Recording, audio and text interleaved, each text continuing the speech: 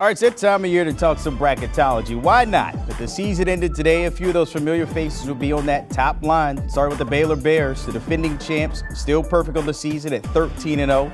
The #1 program in the country, but how about Coach K and Duke right behind them? Maybe you can find them as well as that #1 seed, maybe out of the ACC, as it looks to seem. Take a look at what's on tap tonight. Plenty of hoops here. #9 Auburn, taking their talents to South Carolina. Baylor getting a visit from Oklahoma. Then we get a top 25 matchup in the SEC with Kentucky and LSU. And then later tonight, Georgia Tech taking their talents to Duke, and Kansas heading to Oklahoma State at 9 p.m. Eastern. But last night, when we're talking about those possible #1s, #3 Purdue had a Johnny Davis problem. Davis scored a career-high 37 points, grabbed 14 rebounds, leading #23 Wisconsin past the Boilermakers 74-69. Went 13-24 from the field.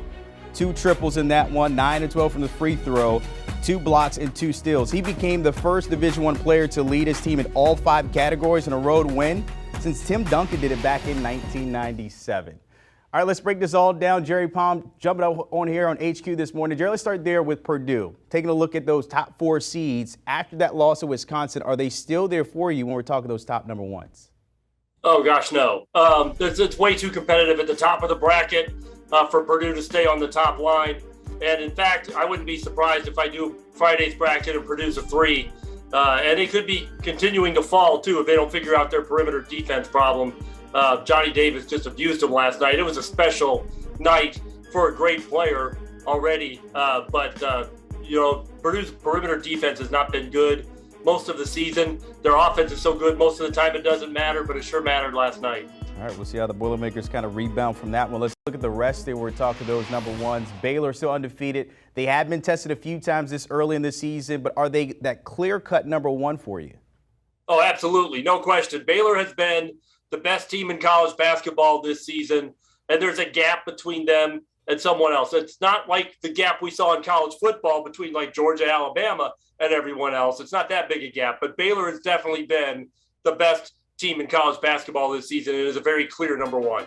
Their next game, of course, against Oklahoma. You mentioned there exactly how the big of a gap we might see in that conference. But how about the ACC? Duke is #2 in the country. The lone ACC team currently ranked in the top 10 and in the rankings at all there. What is going on in that conference?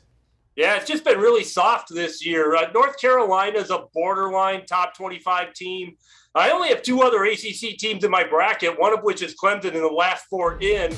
And the Pac-12 has been really bad as well. And what those 2 conferences have in common is they're below 500 in non-conference games against quadrant 2 opponents.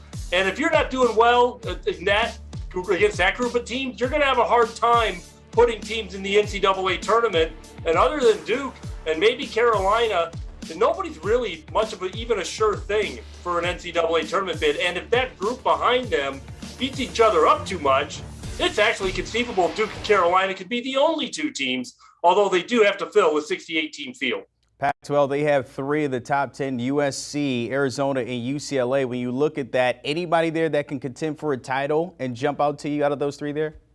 I actually think they all could. I think they're all good enough to contend for a title.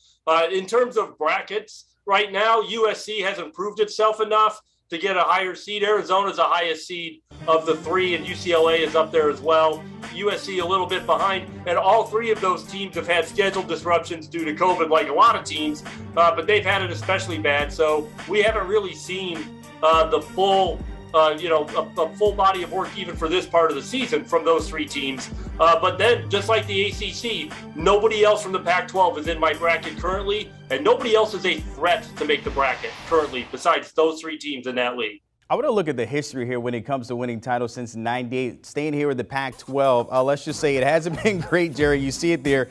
0 titles. Yes, they made it to the game, the Final Four, Elite 8. You just mentioned all 3 of those teams, USC, Arizona, and UCLA, have a chance. Is this the year they could probably break through based on what you've seen so far? Well, I'm not going to go with probably, but yeah, they're in the hunt. There's at least a dozen, maybe more teams still. Until we get into conference play and start to sort some of these teams out, you'd have to say that those 3 teams are all have to be considered national championship contenders. I don't know that any of them would be considered favorites, but they're certainly on the short list of teams that could win. All right, we'll see how that pans out. Of course, Baylor will have something to say. As you mentioned, they have been the clear-cut favorites in college basketball there. As always, my friend Jerry Palm breaking it down in college hoops. Appreciate your time. Don't forget the conversation continues on the Eye of College Basketball podcast. Our fellas, Gary Parrish and Matt Norlander, discussing Baylor in their latest win against Iowa State there. Almost like a business-like fashion on Saturday, cementing their #1 ranking status for a while. Will that change? We'll see. Of course, they do have to see the Jayhawks later this year. Download and give the guys a follow. Do you want a sports network that delivers everything that matters about the game? The highlights, the picks, the instant analysis, no yelling, no fake debates, no politics. Hit the subscribe button and never miss a moment.